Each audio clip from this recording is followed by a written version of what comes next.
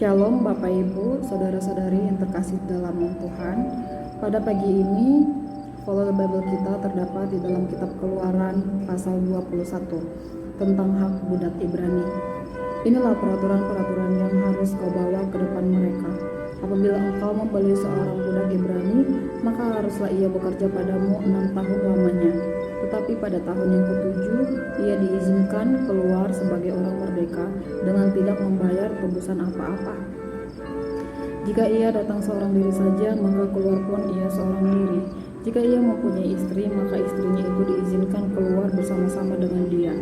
Jika tuannya memberikan kepadanya seorang istri dan perempuan itu melahirkan anak-anak lelaki atau perempuan, maka perempuan itu dengan anak-anaknya tetap menjadi kepunyaan tuannya dan budak laki-laki itu harus keluar seorang diri.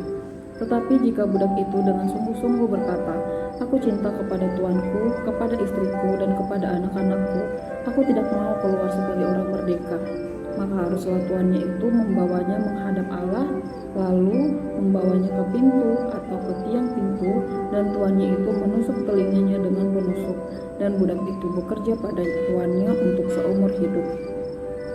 Apabila ada seorang menjual anaknya yang perempuan sebagai budak, maka perempuan itu tidak boleh keluar seperti cara budak-budak lelaki keluar. Jika perempuan itu tidak disukai tuannya yang telah menyediakannya bagi dirinya sendiri, maka haruslah tuannya itu mengizinkan ia ditebus.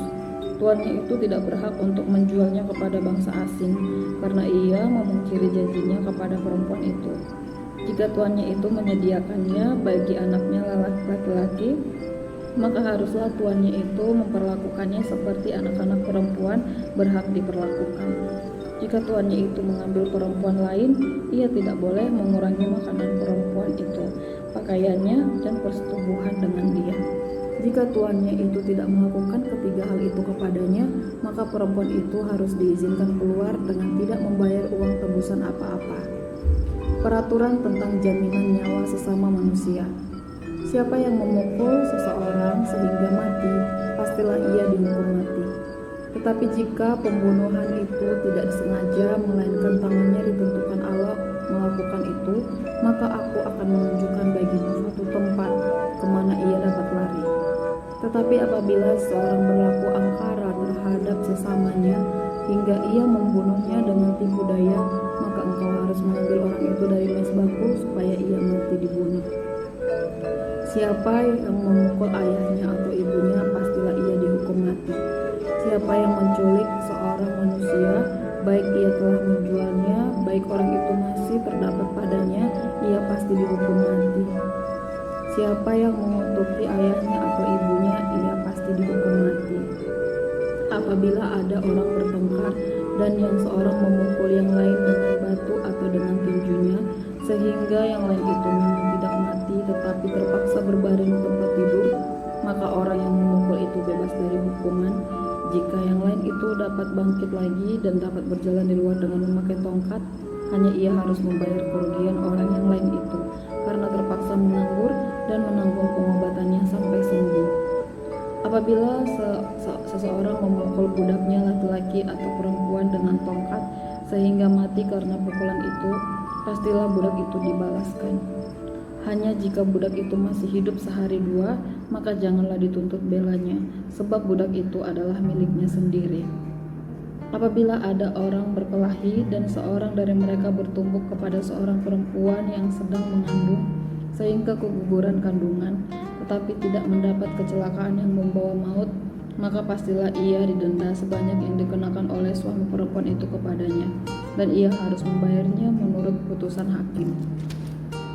Tetapi jika perempuan itu mendapat kecelakaan yang membawa maut, maka engkau harus memberikan nyawa ganti nyawa, mata ganti mata, gigi ganti gigi, tangan ganti tangan, kaki ganti kaki, lecur ganti lecur, luka ganti luka, bengkak ganti bengkak.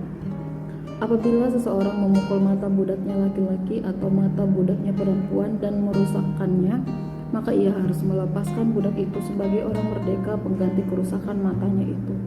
Dan jika ia menembuk sampai tanggal gigi budaknya laki-laki atau gigi budaknya perempuan, maka ia harus melepaskan budak itu sebagai orang merdeka pengganti kehilangan giginya itu. Apabila seekor lembu menanduk seorang laki-laki atau perempuan sehingga mati, maka pastilah lembu itu dilempar mati dengan batu dan dagingnya tidak boleh dimakan. Tetapi pemilik lembu itu bebas dari hukuman.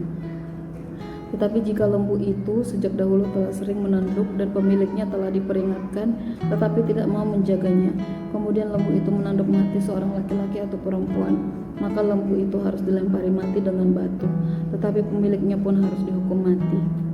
Jika dibebankan kepadanya uang perdamaian, maka haruslah dibayarnya segala yang dibebankan kepadanya itu sebagai tebusan nyawanya. Kalau ditanduknya seorang anak laki-laki atau perempuan, maka pemiliknya harus diperlakukan menurut peraturan itu juga. Tetapi jika lembu itu menanduk seorang budak laki-laki atau perempuan, maka pemiliknya harus membayar 30 shekel perak kepada tuan budak itu, dan lembu itu harus dilempari mati dengan batu. Apabila seorang membuka sumur atau apabila seseorang menggali sumur dengan tidak menutupnya dan seekor lembu atau keledai jatuh ke dalamnya, maka pemilik sumur itu harus membayar ganti kerugian. Ia harus mengganti harga binatang itu dengan uang kepada pemiliknya, tetapi binatang yang mati itu menjadi kepunyaannya. Apabila lembu seorang menanduk lembu orang lain sehingga mati, maka lembu yang hidup itu harus dijual, uangnya dibagi, dan binatang yang mati itu pun harus dibagi juga. Tetapi jikalau lembu itu terkenal telah sering menanduk sejak dahulu, dan walaupun demikian pemiliknya tidak mau menjaganya, maka ia harus membayar ganti kerugian sepenuhnya. Lembu ganti lembu, tetapi binatang yang mati itu menjadi kepunyaannya. Sekian Follow the Bible kita pada pagi ini. Kiranya